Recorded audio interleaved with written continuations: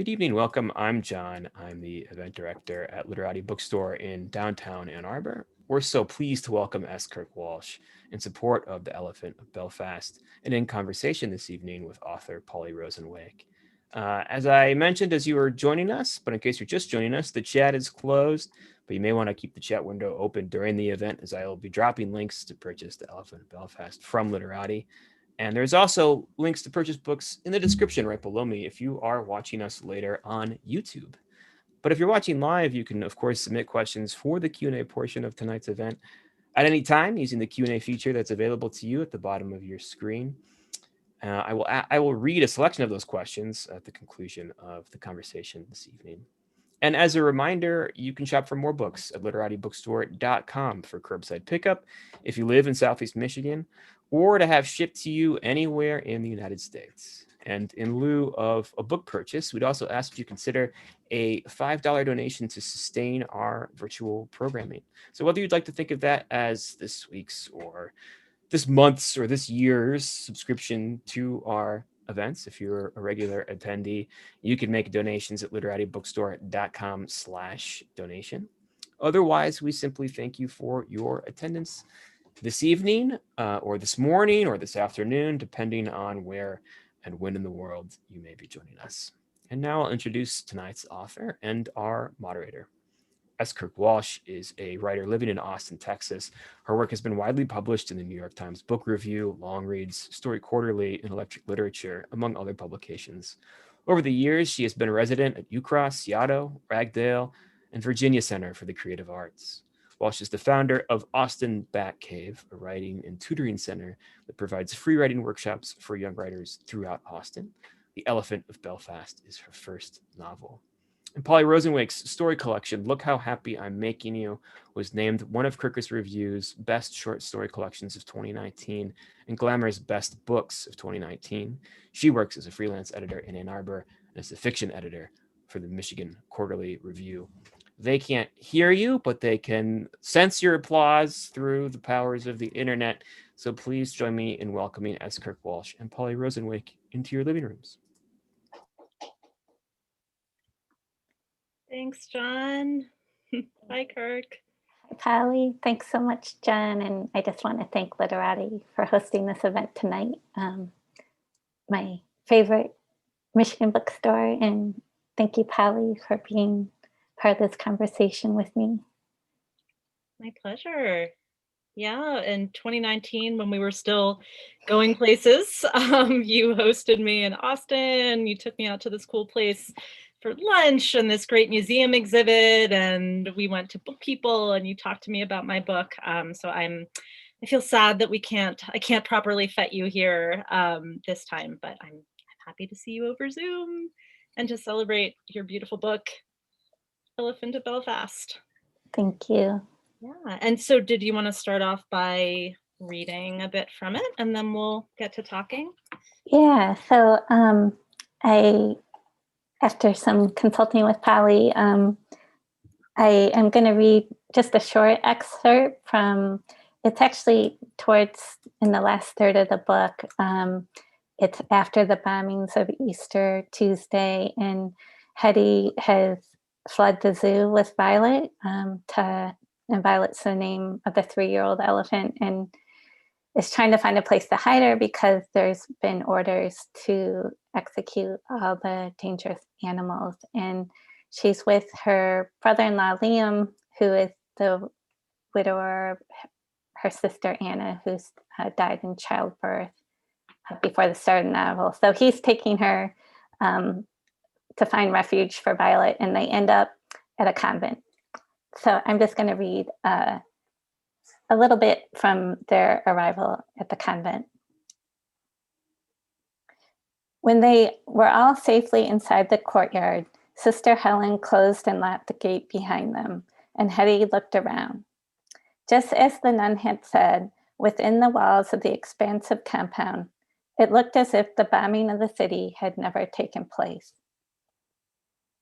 The pristine courtyard led into a second courtyard, one curved arch answering another, with a series of low-lying gray stone buildings making up the cloistered area. At the rear of the second courtyard, the white steeple of a chapel rose towards the overcast sky. Well-manicured flower beds hugged the walls with vines of blooming morning glories crawling skyward. A large wooden crucifix hung on the side of one of the structures. A fountain with a statue of Mary standing at its center gurgled in the middle of the flagstone courtyard. A flock of barn sparrows fluttered in the shallow basin of water, and one of the birds rested in Mary's open palm. "There we go," Sister Helen said, pushing her sleeves around her dimpled elbows. "Now tell us what this is all about." "I have to say this is the first time we've been honored to have an elephant as a guest," said the other nun. "We're a convent, Sister Evangeline," Sister Helen said, "not a stable." "Yes, Sister Helen," Sister Evangeline said with a smile, "but we all know God comes in all shapes and sizes." As they stood there, a few other nuns emerged from the buildings and the outlying pathways, their feet shuffling under the four-length hems of their powder blue habits. "We're waiting, Liam Patrick," Sister Helen said, her voice stern. "What's your story this time?" "Hetty works up at the zoo," Liam said. "You might have remembered me talking about her before we left for Newcastle. She is the only female zookeeper." "Well done," Sister Helen said, her eyes reflecting both warmth and scrutiny. "God knows we need more women to lead us these days. Look at the mess the world is in, and it's all because of men. Hitler, Stalin, Churchill, and nearer home, Craven Fenn. They're brutal, insensitive, arrogant. They never go down on their knees and pray and consider the will of God, or think how what they're doing will affect the women, their sisters, wives, and mothers, and the wee children." "Violet is one of Hetty's charges at the zoo," Liam continued. "This morning, Andrews ordered all the dangerous animals be executed in the event their cages get bombed and they escape." "What does that man know? He's an old fool," Sister Helen tutted, glancing at Liam and then turning her attention to Violet. "And what would you like us to do with Violet here?" Now there was an edge in her voice. Hetty couldn't tell how Sister Helen felt about the presence of Violet in the convent's courtyard, whether she was thrilled by this peculiar turn of events or found the situation objectionable. Sister Helen examined the elephant carefully, walking a slow, wide circle around Violet. When she returned to her original spot next to Liam, she extended her hand and patted Violet on the forehead. The elephant swung her tail. "The constable and his men are looking for Violet right now because she's on the government's list to be shot," Hetty explained further. "I need to hide her until she is no longer in danger." During their exchange, 10, 20, 30 women had gathered soundlessly around Liam, Sister Helen, Hetty, and Violet in the large courtyard. Many of their moonlight faces were pale and translucent, their silver and chestnut strands of hair tucked under the fitted folds of their white caps. Constellations of freckles punctuated their cheeks, foreheads, and chins. Their eyes were reflective of pools of blues and brown. They stared at Violet with a sense of wonderment and joy. An elephant in the convent's courtyard. Thanks. Thanks for reading that. I love that scene of this 3,000-pound elephant there with all these nuns gathered around. Like, this is not a stable, and yet they're so gracious in welcoming her. Yes. So I understand that the main character Hetty, who you've introduced us to, takes charge of Violet, 20-year-old woman in 1941 Belfast, that she's based on a real life woman named Denise Austen. And it was funny when I came across that name, because my association with Denise Austen, the name Denise Austen was this exercise video I used to watch in high school called Getting Fit with Denise Austen. Apparently not the same Denise Austen. So I wondered, who was this Denise Austen that inspired the novel, and how did you come across her story and decide to write a novel about it? Yeah, so like a lot of people, I heard about her. The Belfast Zoo there was a search for the identity of the elephant angel, and they had pictures of this woman who took care of a young elephant during the Belfast Blitz, but they didn't know who she was. And so they did a campaign in Belfast, and Denise Austen, and still today, only has one living relative, and his name is David Ramsey. He was a cousin, a much younger cousin of hers, and he quickly identified her. And um, that is kind of a feel-good story, and I think it was broadcasted all over the world. So I think I was among thousands, if not millions of listeners who heard this story. It was 2009, and I at the time, had been working on another novel, but I definitely was thought, "This is a great novel idea." On my dad's side of the family, were heavily identified as Irish Catholics from the west and south of Ireland, and I always knew I wanted to write something set in Ireland, but I didn't expect to end up in the north. And there were lots of, yeah, like, I think any writer, as we're kind of discovering our material, it happens somewhat incrementally where we begin to see ourselves in the material, particularly with historical fiction. I think it takes a little while, but I definitely was interested in a relationship between a childless woman and an animal, a woman who is grieving, um, and the war part of it. I was Once I started doing more research about it, discovered that there were some parallels with September 11th, and my husband and I had lived on the Upper West Side of Manhattan when the towers were attacked, and I began to see, the casualty of civilians was about the same number as the Easter Tuesday attacks. The descriptions of the smells and the ashes, the way that paper would kind of flew up the island. There were just different things that kind of gave me hints like, oh, maybe I can write my way into this.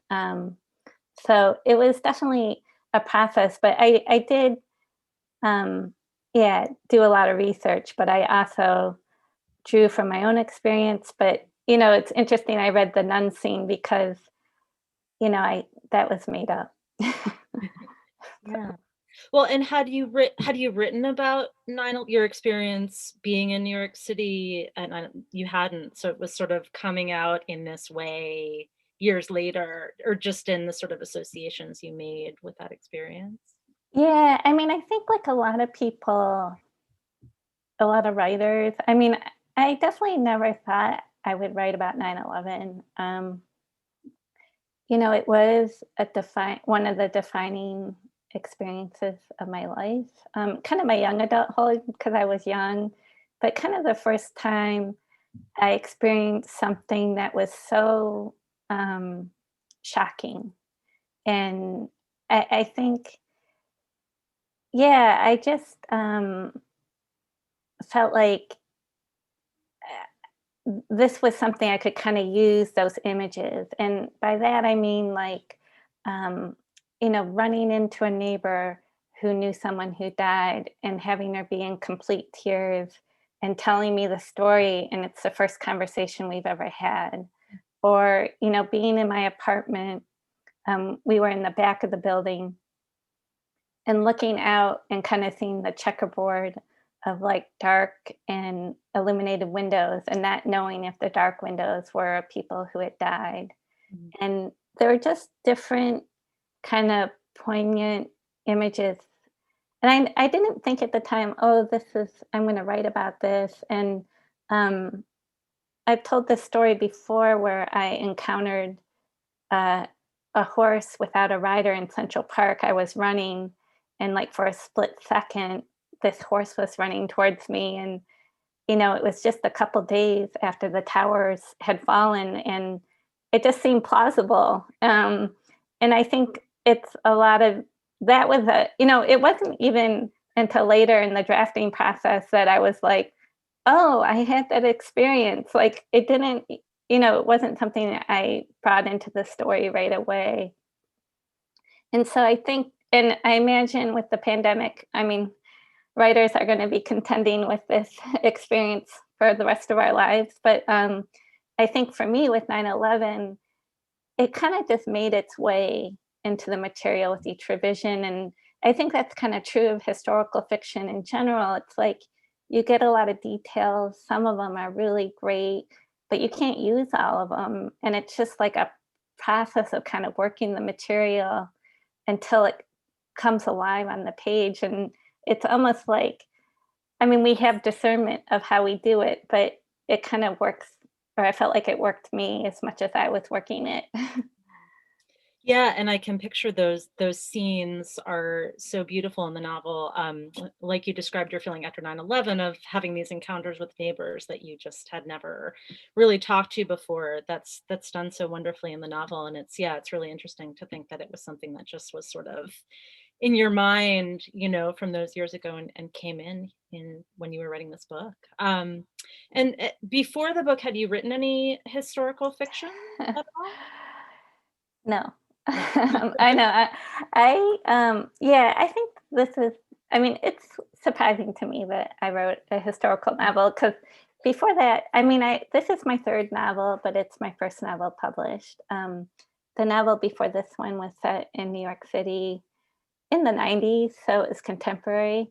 Um, and I have one of my good writer friends is a writer named Dominic Smith, and he does write historical fiction. And I am lucky enough that he's one of my closest friends. And so he kind of told me how he did it.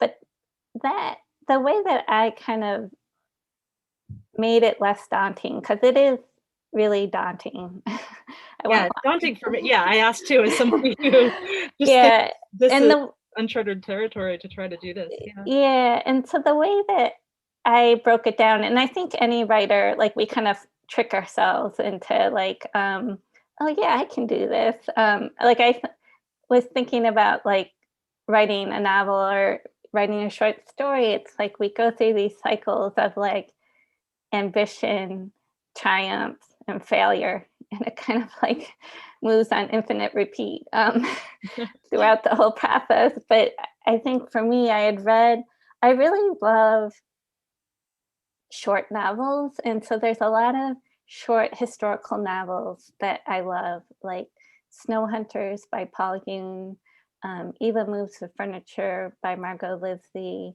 um, Buddha in the Attic by Julia Osaka, Dream Tre- Train Dreams by Dennis Johnson, um, Coming Through Slaughter by Michael Ondaatje, and my friend Mary Beth Hughes wrote this novel called Wavemaker too.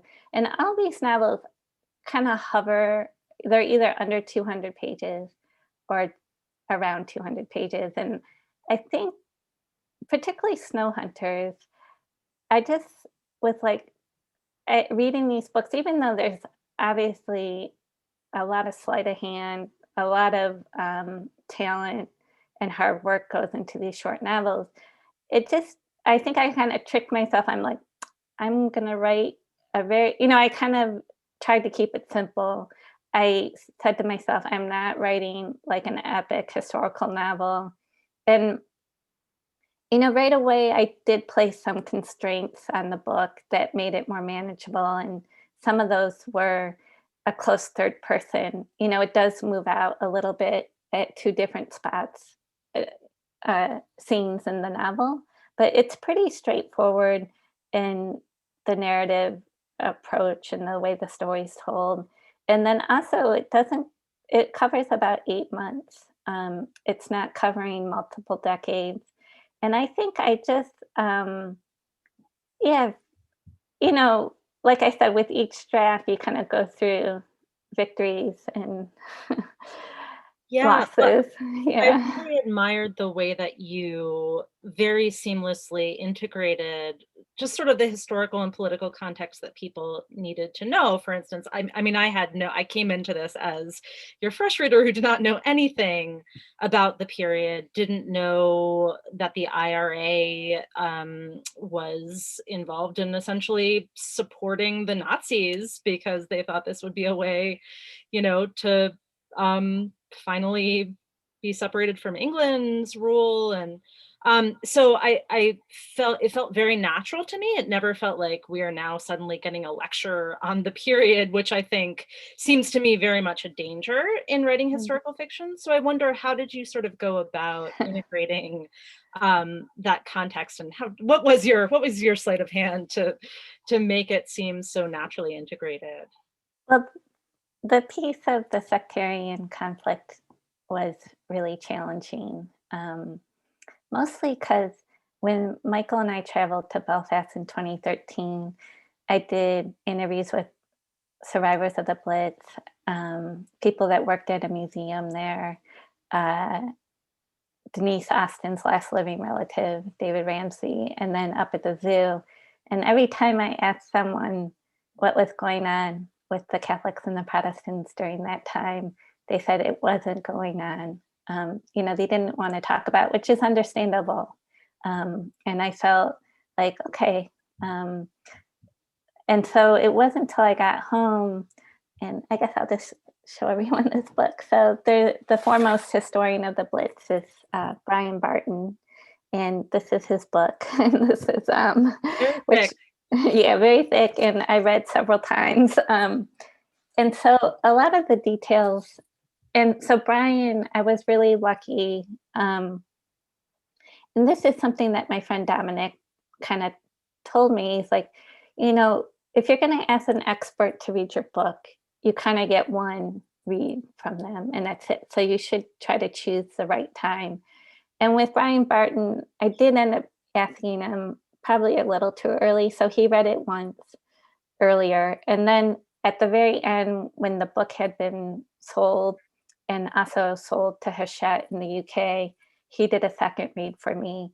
And he really helped me with the complexities and nuances. Like in the opening scene, there's a debate in front of the customs house. And that's where I'm kind of setting the tension a little bit. And then it sort of plays out. It's one of the undercurrents of the novel. And I think for me, I wanted to be really careful that conflict didn't take over the novel. I didn't want it to be about the IRA. I too found it fascinating. I was learning as I was going as well. And, just sort of, spies being in Dublin. And, I think a lot of people, and I think when I talked about my book before it was published, they were like, what? The Germans bombed Northern Ireland? Wasn't Ireland neutral? And so no one thinks about the fact that they were a shipbuilding port and they were manufacturing a lot of weapons and arsenal for the British. Like, it makes sense once the Germans occupied France that they would make their way up there, but they were totally unprepared. And I think so, one reader at one point, and I did not agree with this reader, but he was like, bring the IRA up to the zoo. And I was like, no, like that's not what this book is about. It's about a young woman and an elephant. And so a lot of the events related to the IRA in the book are true. Everything that part of it, I didn't want to make that up. I didn't want to manipulate history in any way related to that. And so I really relied on Brian, just to read it for me, to make sure that it uh, read authentically. And so I was pretty intentional in trying to not spoon feed the reader, just sort of have it be a part of the reading experience. And I think, when my husband and I went to Belfast, it was like, I would say it's one of the most amazing trips I've taken in my life. I mean, they were so kind and generous. And, we felt some of the tensions there, but for the most part, it was not a part of our experience. So, yeah, unfortunately, last week, there was some violence in West Belfast, and that was sort of, it's more related to Brexit. Um, and with Brexit, they want to impose borders, and with borders come tariffs. And it's just, yeah, there's a pretty delicate balance there, and it's getting disturbed by Brexit now. What was it like to interview these survivors of the Belfast Blitz? I'm curious how you even managed to track them down and, find people that were interested in talking with you about it. And then what was it like hearing their stories? I mean, I was, that was a big leap. First to plan the trip, and, ask people to invest their time into my book. But the main way I did it, so there's a institution there called the Northern Ireland War Memorial, and that's kind of the main historical institution for World War II. And so I emailed them, and a man named John Hughes emailed me back, and he said, we had planned our trip to Belfast, and he said, I'll help you and I'll connect you with Blitz survivors. And so I think it was our second day, I went to the War Memorial. It's a pretty small operation. And I went into their conference room, and they had the tea set out. And yeah, John Hughes, he's passed away since I met him, but I think in 2015. But, at first he was a little suspicious he's like, who are you to think you can write about our city?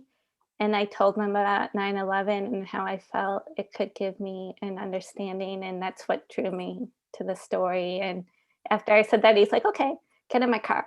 And he took me to one of the survivors' house, Vance Rogers. He was 90. And we sat in his study. He was 18 when the Blitz happened. And he was in the downtown.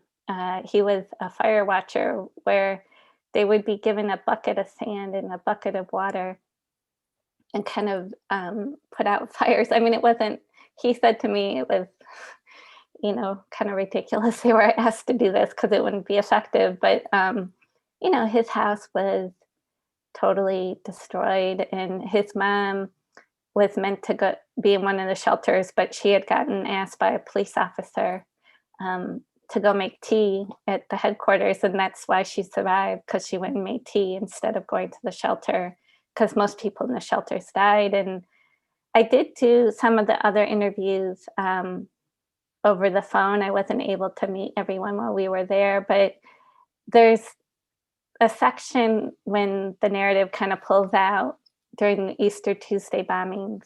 And a lot of those details are from the survivors. Like, I directly borrowed their experiences. And I would say when I was sitting across from Vance Rogers in his study, it was the moment I knew I could do it. Because as he was describing the smell, and he rode his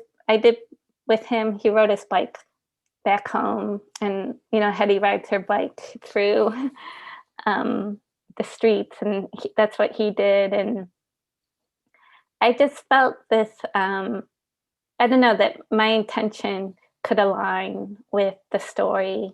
And I felt, to be honest, like him and the other survivors. And then we went up to the zoo, and there's this zookeeper there his name is Raymond Robinson. And he's this, like you would expect, like a totally gregarious storyteller slash zookeeper.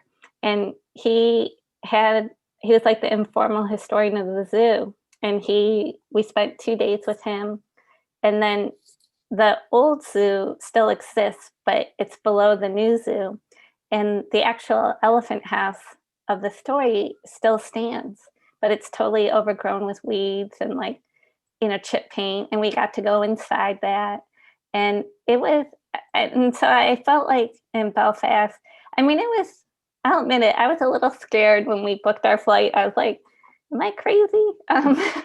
But then, once we went, I felt like I'd been given a gift. And so it was my responsibility to kind of tell the story. And, it did take a long time. And those people kept me going when I was struggling because I was like, you know, I felt like I had a debt to them. And, I wanted to honor them. And, today in Belfast, the I think by next year it will be built, but there's just in 2022 will a memorial be built for the people who died in the Blitz. Like that's just happening. So even in Belfast, it's not, this, yeah, I don't know, like it's just interesting that it's not a well-known historical event. And I guess kind of lastly, I mean, I did use a lot of this material from other people, but there is kind of a gap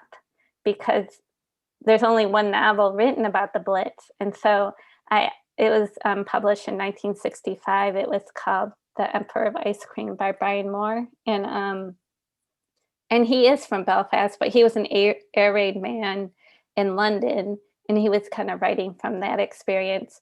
But I felt like because of that gap, it kind of gave me license as a fiction writer to also make stuff up. So Yeah, that's so interesting. And I also, I mean, I wondered too, thinking about sort of the plotting of a novel, which has honestly, as a short story writer, always seemed very daunting to me.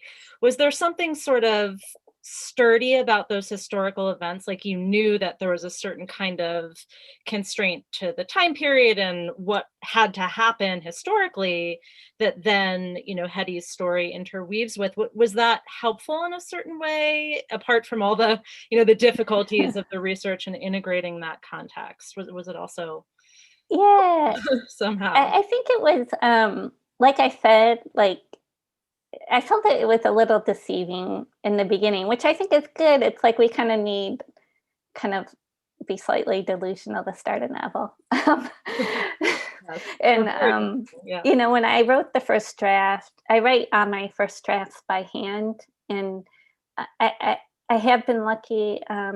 As John mentioned, I've been to residencies, and I was at a residency at Virginia Center for the Creative Arts where I was kind of working I didn't write the whole thing there, but those kind of full working days really just, I kind of was able to move through the first draft. And I did feel like, oh my God, I know so much because like with fiction, a big part of it is, you discover as you go. I, and so I wasn't sure how that was going to kind of be a part of this process. And so I wrote 16 drafts of this book. It took a while, but it's always started on the Antrim Road and ended on the Antrim Road. Everything in between changed. I did have those. I mean, as far as the plot, like you said, I knew about I mean, this is actually kind of this. It's an essay kind of about the zoo during the Blitz, and this was one of the first things that was mailed to me from the zoo. And like, if you read that, you're like, oh, this is great. Like, they tell you exactly which animals were killed. Everything really was put there, I had a lot of details. And then when I went to Belfast, I got a lot. But kind of the agency of character, the contradictions of character, the whole Catholic Protestant conflict, the nuns, a lot of stuff just took kind of draft after draft. And I think for me, it was really figuring out the relationships of the characters. And I did have a lot of different readers. Some readers were more well suited to helping me with the book. one of my readers was one of Amy's teachers at Warren Wilson, Margot Lisley, who's a wonderful Scottish writer. And, she gave me some great notes, and, she's so kind. The way she ends her feedback is, she said, it's just another roll through the typewriter. Which, I think I did some considerable revision, but, I was sort of thinking about it today, and I would say, there's 320 pages published, and I probably wrote 320 pages that never made it into the book. So I did do a lot of writing and cutting and writing and cutting in the same way you do with contemporary fiction. As far as the process of discovery, but it was an interesting interplay. I mean, I didn't expect to be discovering so much as I was writing. And I'm kind of a writer that, as I mentioned, like, it begins and ends on the Antrim Road. And I like symmetry. I like to sort of, and so like the Floral Hall, which is still on the grounds of the zoo today, there's two pretty big scenes there. And I think for me as a fiction writer, I kind of use those kind of symmetries to help me set up the book a little bit. And they did remain. But that said, a lot of the character development and the last third of the novel came later in the revision process. And so that, was kind of a surprise to me, but necessary to kind of bring change and Hetty and kind of show, I think, the velocity of trauma and crisis and how it changes a person. Yeah, and that was one of the really interesting craft elements for me was, I mean, I know in my own writing, I often know that I need certain kind of painful scenes. I need a scene of someone being ill or their death or another sort of painful moment. And I sometimes kind of dread the actual writing of that, sort of trying to put myself into those situations. And you had so much of that to do here, like both on the large scale of rendering the bombing of the city, but then also all of the kind of personal traumas in Hetty's life. And I wondered how was that for you to write those scenes of violence, of grief? Was it emotionally difficult? Was it something that you put off, or how did you kind of plow through and do them? Well, I think kind of, sometimes you just sort of write it out. Other times you're paying more attention on a sentence level.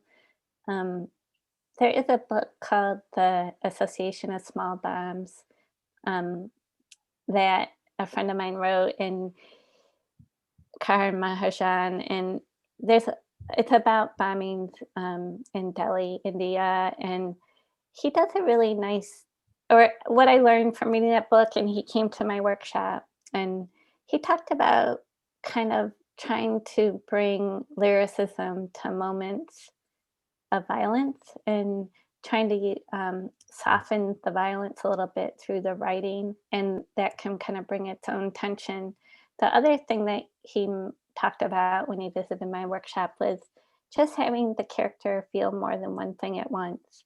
And I think a big part of the bombings and the grief is allowing Hetty to feel more than one thing at once. And I do think one of the things that was surprising to me, one of the people who's kind of helped me along the way is the writer Rick Moody, and he talked about when writing The Ice Storm that he felt like everything he experienced up to that point kind of got pushed into the novel. And I wasn't expecting with my book, because it was historical fiction, that every life experience would kind of, it's like we're collecting all this stuff, but I wasn't like thinking, oh, I'm going to take these painful experiences and put it in this historical novel about Belfast. But I did end up doing that. And I think, as you know, our my mom was sick for a long time, and it was a very, very difficult experience for my family. And I wrote this book during her illness, and I think I drew from that, the challenges and the heartbreak of it. And, later it was strange because my last revisions of the book was around my parents' death. And it was strange to write a whole novel and then have these kind of monumental life experiences. I did do 2 drafts, one after my dad's passing and one after my mom's passing. So I did kind of try to use some of those experiences, but it was kind of almost impossible because I was too close to it. I didn't really want to, but I did use them a little bit, and I think in a way, my character, like one thing that I hope people take from the book, and even what we've experienced with the pandemic is, life is painful, and we all go through a lot of challenging. It can't be avoided, and I think with Hetty, and what I felt like I kind of learned from her, having to go through the losses of my parents so close together, is like looking for the moments of grace and looking for the moments of joy, and knowing that like the light can live next to sorrow. And I think that's what I was trying to do, with the nuns and the young children. And there's a snail I in the love narrative. snail is Yeah. fantastic. Yeah. So, but it's strange. I mean, I definitely, I had a conversation with the writer Anna North this weekend for the San Antonio Book Festival, and she kind of started talking about like what will fiction be like after the pandemic, and how is it going to impact narrative. And I have no idea. I do know I'm a little bit drawn to historical fiction now because I've had this one experience. I don't have to deal with technology in the narrative. But yeah, I don't know. Have you thought about it? Of post-pandemic fiction? A little bit, but it also, yeah, and I mean, I was just working on a story where sort of rooted in my own life where the pandemic kind of had to come in a little bit, and I thought, how am I going to, account for this in a way that doesn't feel like the pandemic, because right now we're so we're so sick of it that the idea of writing about it seems almost like a cliche, but it won't feel like that down the road, so I think it is really interesting to think about. But I also want to say, and then maybe we'll touch base with John to see if there are any questions coming in from the audience. But I do think that it is in a way of just, it is a really uplifting book. It's not, Mhm. it doesn't feel to me like a kind of heavy war novel that I might expect. I think the material is really respectfully handled and really emotionally handled, but at the same time, Hetty is just such an amazing young woman that you do feel like she's going to go on and she's going to be this female zookeeper, and there's so much joy in that, really, and in her relationship with Violet, that I love how those complicated emotions really are done so well. Oh, thanks. Yeah, she wasn't. I mean, I think one of the challenges of the book is that she doesn't have a lot of choices at the beginning. But then because of the bombings, it actually is what opens things up, or in the war for her. And I think it's, I don't know, like how we find openings in unexpected places. And, in tragedy, there can be tenderness. And I think, there's that kind of famous George Sanders line where he's talking about Chekhov and writing towards tenderness. And I think that's something, whether I'm writing historical fiction or contemporary fiction, that's often my compass in a scene, like just to crack it open for a second, if I can. And I'm glad that you felt like it was uplifting because, yeah, I wanted to have a balance of shadows and light and grief and, being alive. And that all of that can kind of coexist together.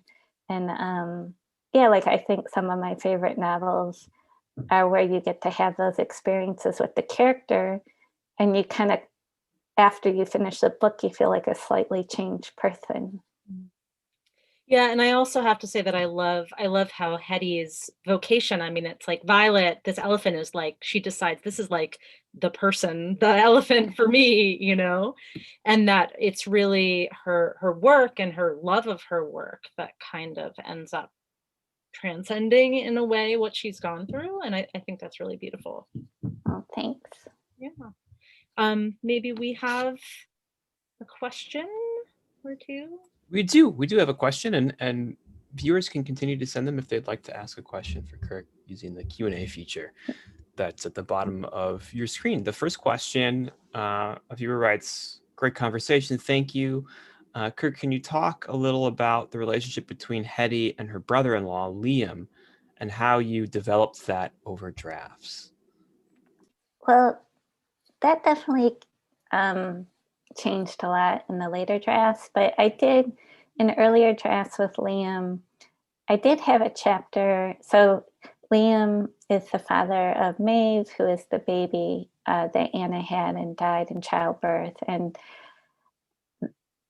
a lot of people in Belfast with young children and families evacuated the city before the bombings happened. And so Liam, with Maeve and his mom and dad, I think his dad stays, they went to Newcastle, which is south of Belfast. And I used to have a chapter where Hetty went to Newcastle to see them. But then Elizabeth McCracken read it and she said, "You got to keep the whole book in Belfast." So I was like, okay. And that's kind of when I realized that Liam had to come back. And I think, I don't want to give too much away. Her relationship with him is, I think, kind of brought on by the bombings, kind of a heightened sense of disorientation. And yeah, that she just begins to make choices that are different than she'd normally make. And, at the end, he's kind of broken down by everything. And I didn't really know where he was going to end up. And the scene with him at the end, to be honest, was probably one of the hardest ones to write. And that reminds me also, another thing that I really enjoy about Hetty is that there are these several kind of romantic interests going, and they all seem sort of like interesting options for her. And in each one of those characters changes throughout the book and in her mind. And so there's also romance in the Elephant of Belfast, I want to point out. Though Hetty is also such a great character in the way that she resists the sort of, conventional marriage and children path. Yeah, that was a part of it, was sort of having her, just see that she wanted to have a different kind of life than a lot of the young women. And I think the scene at Floral Hall before the bombings is kind of a chance to, I don't know, see a lot of different people of the community. But then there's a singer, Stella Holiday, who is, I really love her. She's actually inspired by a real life character, woman named Delia Murphy, who did sing through the bombings of Easter Tuesday at the Opera House. It wasn't at Floral Hall, it was the Opera House downtown.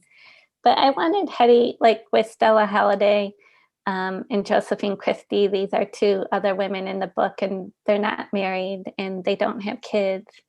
And, I wanted her to kind of, and the nuns, that's a different choice, but I wanted to populate the book with strong women. And give her some different kinds of models than what she was used to, because what was expected of her was to get married and have children, and her sister did do that, and we kind of learned that wasn't the wrong choice either. So Thank you. I think we have time for maybe one more question. We don't have any more questions from the audience. So, Polly, I have one, great. which has to do with the UK edition of your book, which is great. And it also has a really cool, very different cover than the Elephant of Belfast. And it's called, I noticed, the Zookeeper of Belfast. And I'm always interested in these kinds of choices. Like, was it like, well, the British audience will prefer a zookeeper to an elephant, or, how did that Get the copy so I can show people inside. Yeah.